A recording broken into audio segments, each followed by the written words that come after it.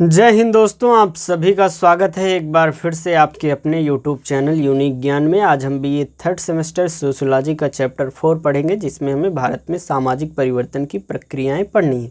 अगर आप चैनल पर नए हैं, पिछले 3 चैप्टर नहीं किए हुए हैं आपने, तो चैनल पर विजिट कीजिए, प्लेलिस्ट आपको मिल जाएगी, वहाँ से आप जो है क्लासेस कर सकते हैं। सबसे पहले आपको सिलेबस देखने को मिलेगा, उसके बाद जो है चैप्टर वाइज क्लासेस देखने को मिलेंगी। आप क्लास देख रहे हैं तो आप मतलब पढ़ाई करना चाहते हैं, पढ़ाई करके अच्छे से पास होना चाहते हैं, अच्छा नंबर प्राप्त करना चाहते हैं। इसलिए आप जो भी क्लास करिए, अगर आपको क्लास में समझ में आ रहा है तो उसका फीडबैक कमेंट में अवश्य दीजिए कि सर मुझे समझ में आ गया। अगर कोई डाउट है किसी पॉइंट पे, कुछ गलत लगता है, तो वह भी फीडबैक में आप कमेंट में बता सकते हैं कि सर मुझे इस पॉइंट पे डाउट है, उसका जवाब आपको दिया जाएगा। ठीक है, अवश्य कमेंट किया करिए, वीडियो को लाइक किया करिए, दोस्तों के पास शेयर अवश्य किया करिए, जिससे उनको भी लाभ हो सके। तो चलिए स्टार्ट करते हैं क्लास को। बाकी जो भी जानकारी है आपको क्लास के एंड में दे दी जाएगी कि क्लास कहाँ पर मिलेंगी, आपको पीडीएफ कहाँ पर मिलेंगे, पीडीएफ नोट्स कहाँ मिलेंगे, विभिन्न नोटिफिकेशंस कहाँ पर मिलेंगे, ये सभी जानकारी आपको लेक्चर के लास्ट में दे दिया जाएगा। भारत में सामाजिक प्रक्रिया जो है, सामाजिक परिवर्तन जो है, उसकी प्रक्रियाएं क्या क्या हैं उसको हमें पढ़ना है। इसके पहले हमने भारत में सामाजिक परिवर्तन क्या होता है, उसके प्रकार क्या हैं, उसकी विभिन्न संस्थाएं क्या हैं, ये सभी चीज़ें हम पढ़ चुके हैं। अब हम प्रक्रिया के विषय में पढ़ेंगे। भारत में सामाजिक प्रक्रियाएं जो हैं 3 हैं कुल मिला के, जो कि आपके सिलेबस में भी तीनों लगी हुई हैं। तीनों कौन कौन सी हैं? संस्कृतिकरण, पश्चिमीकरण और आधुनिकीकरण। 3 प्रक्रियाओं द्वारा भारत में सामाजिक परिवर्तन हो रहा है। सबसे पहले हम संस्कृतिकरण को देखते हैं कि संस्कृतिकरण में क्या बदलाव हो रहे हैं समाज में और किसके द्वारा इसकी शुरुआत की गई है, क्या क्या चीज़ें इसमें होती हैं। संस्कृतिकरण जो है, इसकी अवधारणा समाजशास्त्री एम.एन. श्रीनिवास ने दी हुई थी। इसका अर्थ क्या है? जब निम्न जातियां या समुदाय ऊंची जातियों की जीवन शैली, रीति रिवाज, धार्मिक आचार विचार, पहनावा और खान पान को अपनाकर अपनी सामाजिक स्थिति में सुधार करने का प्रयास करते हैं, तो उसे संस्कृतिकरण कहते हैं। अर्थात आपने देखा होगा पिछली मूवीज़ में, पुराने ज़माने की मूवीज़ में, जो दलित होते थे या जो निम्न जाति के होते थे, उन्हें उतना वस्त्र नहीं पहना दिए जाना था। एक प्रकार से वह अर्धनग्न होते थे, स्त्रियों को भी अर्धनग्न रखा जाता था। उस समय की संस्कृति ऐसी थी। लेकिन संस्कृतिकरण में यही होता है कि जो निम्न जाति के लोग हैं, समुदाय के लोग हैं, वह ऊंची समुदाय अर्थात जैसा वो लोग रहन सहन कर रहे हैं, उनकी जीवन शैली जैसी है, जिस रीति रिवाज का पालन वह कर रहे हैं, वह जो है निम्न जाति के लोग भी करने लगे। अब के समय में क्या है कि लोग अगर अच्छा कमा रहे हैं, पढ़ लिख कर अच्छी जॉब कर रहे हैं, तो वह एक प्रकार से जो उच्च जाति के लोग हैं उनसे अच्छा पहन रहे हैं, उनसे अच्छा एक प्रकार से खा पी रहे हैं, उनकी जीवन शैली अच्छी हो जा रही है। तो कुल मिलाकर यह परिवर्तन धीरे धीरे संस्कृतिकरण में देखने को मिल रहा है। आगे हम देखेंगे इनकी मुख्य विशेषताएं क्या हैं संस्कृतिकरण की। यह प्रक्रिया जो है जातिगत ढांचे के भीतर होती है, अर्थात विभिन्न जातियों के बीच उतार चढ़ाव जो हैं उनके अनुसार यह परिवर्तन होता है। इसका लक्ष्य जो है सामाजिक स्थिति में ऊंचाई प्राप्त करना है, अर्थात समाज में हर एक जाति को समान दृष्टि से देखा जाए, समान जीवन शैली सबका रहे और समान रीति रिवाजों का पालन सभी लोग करें। परिवर्तन धार्मिक और सांस्कृतिक आचरण में देखा जाता है, जैसे मांसाहार त्यागना, ब्राह्मण रीति से पूजा पाठ करना, शुद्धता पर बल देना, ये सभी चीज़ें भी फॉलो की जा रही हैं। यह एक धीमी और क्रमिक प्रक्रिया है, देखने को मिलेगा। एक प्रकार से यह अचानक से बदलाव नहीं हो सकता है। इसके पहले आपको बताया गया था कि बदलाव किन तरीकों से होता है। एक तो विकास होता है, दूसरा प्रगति होती है, तीसरी क्रांति होती है। क्रांति में तुरंत बदलाव आपको देखने को मिलता है, विकास में धीरे धीरे, और प्रगति में सिर्फ पॉजिटिव आपको विकास देखने को मिलता है, अर्थात सकारात्मक विकास देखने को मिलता है। तो उसी प्रकार यह जो संस्कृतिकरण है, यह धीमी क्रमिक जो है प्रक्रिया है, अर्थात यह धीरे धीरे बदलाव आ रहे हैं, धीरे धीरे लोगों की सोच बदल रही है, अच्छी हो जा रही है। पहले के लोग की सोच एक प्रकार से हम कह सकते हैं निम्न भी थी, क्योंकि सभी मानव ही हैं, सबका अधिकार एक समान है। पहले के ज़माने में आपने बहुत सी मूवीज़ भी देखी होंगी, लोगों से सुना होगा कि छुआछूत की भावना थी, अपने कुएं से पानी पंडित जो है निम्न जाति के लोगों को नहीं पीने देते थे, या विभिन्न कहानियाँ सुनी होंगी, जो कि एक प्रकार से अब आप कहीं देखने को बहुत कम पाएंगे।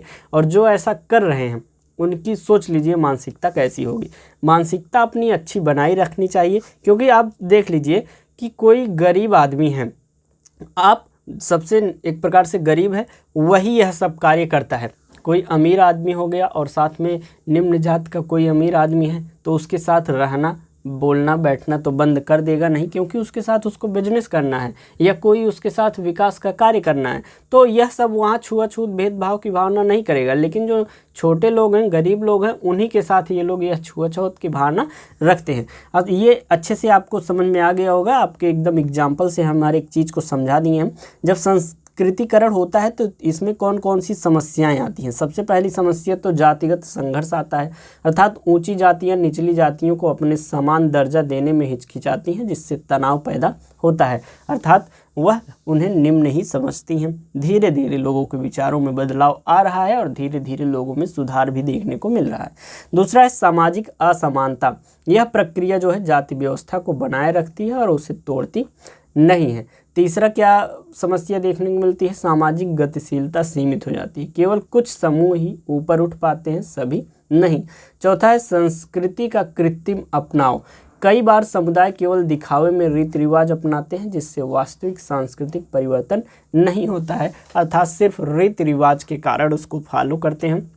अभी करवा चौथ आने वाला है, हर एक पुरुष के आप जो है सुनेंगे मुख से कि ये एक प्रकार से क्या कर दे रहे हैं, यह रीति रिवाज है, उसको एक प्रकार से बस फॉलो कर रहे हैं। उनका मन तो नहीं करता है कि इतना पैसा खर्चा होता है, ये हर एक जगह आपको सुनने को मिलेगा। परंतु वो रीति रिवाज अगर मन से फॉलो नहीं करते हैं, वास्तविक सांस्कृतिक परिवर्तन देखने को हमें नहीं मिल रहा है। आगे हम देखेंगे संस्कृतिकरण के परिणाम या प्रभाव। कुछ जातियों की सामाजिक स्थिति में सुधार हुआ है, ग्रामीण समाज में नई गतिशीलता आई है, उच्च जातियों के कई धार्मिक व्यवहार निम्न जातियों में फैले हैं, लेकिन जाति व्यवस्था की जड़ें बनी रही हैं, वह समाप्त नहीं हुई हैं। धीरे धीरे परिवर्तन देखने को मिल रहा है, लेकिन वही क्रमिक परिवर्तन हो रहा है, गतिशील परिवर्तन नहीं हो रहा है। अब दूसरा हमारी प्रक्रिया आ जाती है पश्चिमीकरण। पश्चिमीकरण वह प्रक्रिया है जिसके अंतर्गत भारतीय समाज ने ब्रिटिश शासन और पश्चिमी संस्कृति के प्रभाव में आकर अपने सांस्कृतिक, सामाजिक, धार्मिक, शैक्षिक और राजनीतिक जीवन में परिवर्तन किए हुए हैं। अर्थात जब यहाँ पर धीरे धीरे ब्रिटिशों का शासन हुआ तो उनसे प्रभावित होकर यहाँ पर संस्कृति अपनाने लगे लोग, उनकी शिक्षा व्यवस्था को अपनाने लगे, उनकी बहुत लोग को धर्म उनका पसंद आने लगा, धर्म अपनाने लगे, सामाजिक उनकी जो रहन सहन है लोग उसको अपनाने लगे। तो इसी को पश्चिमीकरण कहते हैं, अर्थात अपने व्यवहार को आप पश्चिम देशों के अनुसार अगर परिवर्तित कर लेते हैं, अपनी संस्कृतियों को छोड़कर उनकी संस्कृतियों को आप जो है फॉलो कर लेते हैं, तो वह पश्चिमीकरण में आ जाता है। यह प्रक्रिया संस्कृतिकरण से अलग है, क्योंकि इसमें पश्चिमी मूल्यों, संस्थाओं और विचारों को अपनाया जाता है। मुख्य विशेषताओं की बात करें तो यह प्रक्रिया भारत में ब्रिटिश शासन के दौरान शुरू हुई, जो कि हमने आपको बताया। इसमें अपनाए गए तत्वों में शामिल है सबसे पहला पाश्चात्य शिक्षा प्रणाली, अर्थात वहाँ पर कैसे पढ़ाई होती है उस शिक्षा प्रणाली को यहाँ पर लोगों, वहाँ के जो शासक हैं उन्होंने लाया और धीरे धीरे यहाँ के लोगों ने अपनाया भी। आधुनिक विधि और प्रशासनिक ढांचा भी वहाँ से लिया गया है। व्यक्तिगत स्वतंत्रता, समानता, धर्मनिरपेक्षता, ये सभी एक प्रकार से अच्छे चीज़ हैं जो वहाँ से लिए गए हैं। पश्चिमी जीवन शैली लोग अपना रहे हैं। वस्त्र, आचार विचार, अर्थात उनकी तरह रहने का, उनकी तरह वस्त्र धारण करने का, जो डैमेज जीन्स आ गई है या कोई भी चीज़ आप एग्जाम्पल के तौर पे समझ सकते हैं, उनकी जीवन शैली कैसी है पश्चिम के लोगों की, उस तरह जीवन शैली अपना रखना चाहते हैं। तो यह क्या है, पश्चिमीकरण है। आगे हम देखेंगे पश्चिमीकरण जो हो रहा है उससे क्या क्या समस्याएं देखने को मिल रही हैं। सबसे पहली समस्या परंपरा और आधुनिकता में संघर्ष देखने को मिल रहा है। पारंपरिक मूल्य और पश्चिमी मूल्य टकराने लगे हैं, अर्थात जैसे आपके परिवार में ही, इसको एग्जाम्पल से आप समझ सकते हैं, आपके पिताजी जो हैं वह पारंपरिक मूल्य वाले हैं, वह पुराने ख्यालातों वाले हैं, वह संस्कृति को अपने बचाने वाले हैं, लेकिन जो आप हैं वह पश्चिमी मूल्य को अपनाने वाले हैं। आप रात रात घूमना चाहते हैं या फिर कुछ भी करना चाहते हैं पश्चिमी विचारधारा के अनुसार, तो उसका खिलाफत कौन करेंगे, आपके पिताजी करेंगे। तो पारंपरिक मूल्य और पश्चिमी मूल्य टकरा जा रहे हैं पश्चिमीकरण होने से। समझ में आ गया होगा। दूसरा है परिवार व्यवस्था पर प्रभाव। संयुक्त परिवारों में दरारें बढ़ रही हैं, व्यक्तिवाद जो है बढ़ रहा है। लोग अपने आप को सिर्फ विकसित करना चाहते हैं। कोई भी व्यक्ति, बहुत कम व्यक्ति आपको देखने को मिलेंगे जो पूरे परिवार को लेकर आगे बढ़ना चाहता है। तो यह भी पश्चिमीकरण का ही प्रभाव है। यह भी एक प्रकार से पश्चिमीकरण का प्रभाव है, जो संयुक्त परिवारों में दरारें पड़ रही हैं और व्यक्तिवाद धीरे धीरे बढ़ता हुआ देखने को मिल रहा है। तीसरा है संस्कृति में द्वंद्व। भारतीय लोक परंपरा और पश्चिमी मूल्यों के बीच मनोवैज्ञानिक असमंजस में रहने लगे हैं। अब जो नए बच्चे, नए लोग हैं, नए या एक प्रकार से आप समझ लीजिए नए पुराने दोनों के बीच में जो लोग हैं, वह सोचते हैं कि हम पारंपरिक रूप से चलें या पश्चिमी मूल्यों को अपनाएं। दोनों के बीच में वह असमंजस में पड़ जा रहे हैं। चौथा है सांस्कृतिक पहचान का संकट। पश्चिमीकरण ने कई बार स्थानीय परंपराओं को कमज़ोर कर दिया है, अर्थात यहाँ की जो सांस्कृतिक चीज़ें हैं उसे भूलकर लोग पश्चिमी जो भी सभ्यताएं हैं उनको अपनाने लगे हैं, और यहाँ की जो सांस्कृतिक रीतियाँ हैं, रिवाज हैं, वह एक प्रकार से कमज़ोर पड़ जा रहे हैं और वह ख़त्म होते जा रहे हैं। पश्चिमीकरण के परिणाम और प्रभाव की बात करें तो भारत में आधुनिक शिक्षा, लोकतांत्रिक संस्थाएं, विज्ञान और तर्कशीलता का विकास हुआ है। ऐसा नहीं है कि पश्चिमीकरण से विभिन्न एक प्रकार से गलत परिणाम ही देखने को मिले, बहुत सी अच्छी चीज़ें देखने को मिली हैं। जैसे कि आपको देखने को मिला होगा कि भारतीय संस्कृति में जो भी कुप्रथाएं थी वह किसके द्वारा समाप्त की गई, ब्रिटिशों के द्वारा ही। जैसे कि सती प्रथा समाप्त किया गया, बाल विवाह समाप्त किया गया, बहुविवाह समाप्त किया गया और एक प्रकार से विधवा विवाह को शुरू किया गया। तो ये सभी चीज़ें काफ़ी अच्छी चीज़ें की थी। व्यक्तिगत स्वतंत्रता बढ़ाई थी, धर्मनिरपेक्षता शब्द, समाजवाद शब्द, ये सभी जो है वहाँ से सीखने को हमें मिलते हैं। धार्मिक कट्टरता में कमी आई थी। लोग एक ही धर्म के प्रति कट्टर हो जा रहे थे, दूसरे धर्म के लोगों का वह बहिष्कार कर रहे थे या उनका आलोचना कर रहे थे। दोनों में एक प्रकार से द्वंद्व की भावना जग रही थी। तो ये कमी हुई है, धार्मिक कट्टरता में कमी हुई, धर्मनिरपेक्ष सोच एक प्रकार से बढ़ी हुई है। एक प्रकार से किसी भी धर्म को आपके भारत संविधान में जो है, भारतीय संविधान जो है यह बताता है कि भारत एक धर्मनिरपेक्ष देश है, अर्थात किसी भी धर्म को वह विशेष महत्व नहीं दे सकता है, सभी धर्मों को वह समान लेके चलना चाहिए। सामाजिक सुधार आंदोलनों को बल मिला है, जैसे कि राजा राम मोहन राय, ईश्वरचंद्र विद्यासागर, यह सभी सुधार आंदोलन में एक प्रकार से महत्वपूर्ण भूमिका निभाए और समाज की विभिन्न कुरीतियों को इन्होंने समाप्त किया हुआ है। परंपरागत मूल्य कमजोर पड़े और संस्कृति में असंतुलन भी एक प्रकार से देखने को मिला है। ये हुआ बात पश्चिमीकरण का। लास्ट आपकी प्रक्रिया है आधुनिकीकरण। आधुनिकीकरण वह प्रक्रिया है जिसके अंतर्गत समाज आधुनिक मूल्यों, वैज्ञानिक सोच, तर्कशील दृष्टिकोण, तकनीकी विकास और लोकतांत्रिक संस्थाओं को यह अपनाता है। यह पश्चिमीकरण से भिन्न है क्योंकि इसमें केवल पश्चिम की नकल नहीं होती बल्कि समाज का व्यापक रूपांतर देखने को हमें मिलता है। इसकी मुख्य विशेषताओं की बात करें तो वैज्ञानिक दृष्टिकोण और तर्कशीलता का विकास हुआ है, शिक्षा का प्रसार हुआ है, औद्योगिकीकरण, नगरीकरण और तकनीकी विकास हमें देखने को मिला है। लोकतंत्र, समानता, स्वतंत्रता जैसे मूल्यों की स्वीकार्यता हुई है। सामाजिक गतिशीलता में वृद्धि हमें देखने को मिली है। आधुनिकीकरण से उत्पन्न समस्याएं कौन कौन सी हैं? सबसे पहली नगरीकरण और बेरोजगारी हमें देखने को मिला है। ग्रामीण से शहरी पलायन के कारण शहरों में भीड़, झुग्गी झोपड़ियाँ और बेरोजगारी बढ़ी है। अर्थात कोई भी शहर हो, मान लीजिए वहाँ रोजगार मिलना शुरू हुआ, कल कारखाने वहाँ पर खुले और उसको देखकर मान लीजिए वहाँ पर 100 लोगों को रोज़गार मिलने की संभावना है, वहाँ 200 लोग पहुँच गए और अपनी झुग्गी झोपड़ी बना लिए आसपास। क्या हुआ कि वहाँ 100 लोग तो अच्छे से जॉब कर रहे थे, अच्छा सैलरी पा रहे थे, वहाँ 200 लोग पड़ गए तो जो है मज़दूर ज़्यादा हो गए या फिर कार्य करने वाले ज़्यादा हो गए तो कम दामों पर कार्य करने लगे और धीरे धीरे क्या हुआ, उनका वैल्यू कम होने लगा और बेरोज़गारी धीरे धीरे बढ़ने लगी। दूसरा क्या समस्या आई? मूल्यों में असंतुलन, पारंपरिक और आधुनिक मूल्यों के बीच तनाव देखने को मिला।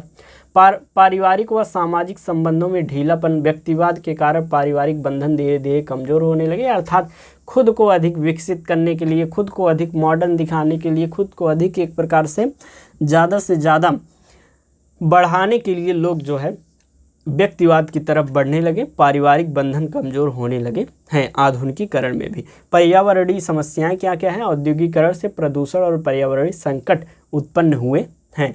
आधुनिकीकरण के परिणाम क्या देखने को मिले? सबसे पहला है सामाजिक जीवन में नवाचार और प्रगतिशीलता बढ़ी है। दूसरा है लोकतांत्रिक व्यवस्था और नागरिक अधिकारों को बल मिला है। तीसरा है महिलाओं, पिछड़े वर्गों और अल्पसंख्यकों को नई सामाजिक पहचान मिली है। लेकिन सामाजिक असमानता, मूल्य संकट और पर्यावरणीय असंतुलन भी देखने को हमें मिला है। निष्कर्ष तौर पर हम कह सकते हैं भारत में सामाजिक परिवर्तन की 3 प्रक्रियाएं हैं। कौन कौन सी? संस्कृतिकरण जो कि भीतर से सांस्कृतिक उन्नति किया, पश्चिमीकरण जो बाहर से सांस्कृतिक प्रभाव डाला, आधुनिकीकरण जो कि वैज्ञानिक व तर्क संगत परिवर्तन को करता है। इन सभी भारतीय समाज की संरचना, संस्कृति और मूल्यों को गहराई से प्रभावित किया है। हालांकि इनसे विकास के अवसर बढ़े, लेकिन साथ ही नई सामाजिक, सांस्कृतिक और नैतिक समस्याएं भी उभरी हुई हैं। इस प्रकार से आपने देख लिया कि सामाजिक परिवर्तन में क्या क्या प्रक्रियाएं हैं। अच्छे से आपको समझ में आ गया हो। कोई भी डाउट हो तो कमेंट करके तुरंत पूछिए, और पूरा लेक्चर अच्छे से समझ में आया हो तो वह भी हमें कमेंट करके अवश्य बताइए। वीडियो को लाइक करिए। चलिए आपको बता देते हैं इसके नोट्स कहाँ पर मिलेंगे। सबसे पहली बात, विभिन्न जानकारियाँ ये यूट्यूब चैनल, जो आपका टेलीग्राम चैनल है, इस पे मिलेगा, जो कि डिस्क्रिप्शन बॉक्स में इन सभी का लिंक है। सब चीज़ें आपको पता ही हैं। बाकी ये नोट्स मिलेंगे, इस नंबर पर व्हाट्सअप मैसेज करेंगे आप। मात्र 25 रुपये में एक सब्जेक्ट के chapter wise notes, previous year question paper with solution के नोट्स, साथ ही साथ सीरीज भी भेज दी जाएगी और मोस्ट इंपॉर्टेंट क्वेश्चन भी बता दिए जाएंगे उस ग्रुप में। तो बेहतरीन तैयारी ग्रुप में कराई जा रही है। बहुत से बच्चे जुड़ चुके हैं, आप भी जुड़ जाइए और अच्छे से तैयारी करिए। चैनल पर बने रहिए, चैनल को सब्सक्राइब कीजिए, वीडियो लाइक कीजिए, वीडियो कमेंट अवश्य करिए। मिलते हैं नेक्स्ट वीडियो में। धन्यवाद।